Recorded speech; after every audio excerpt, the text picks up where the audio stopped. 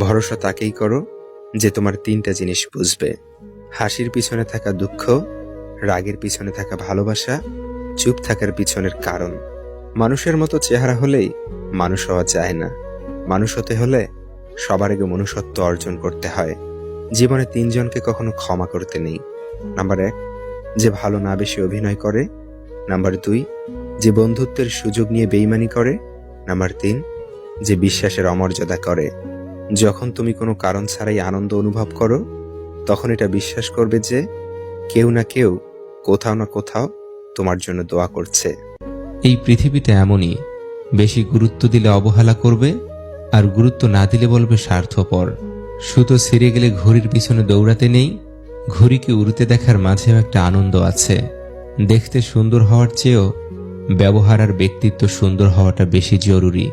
যখন মানুষ চিনে যাবেন, তখন মানুষের সাথে মিশতে ইচ্ছে হবে না। তোমার সবচেয়ে বড় সম্পদ তোমার সময়। যাকে দিবে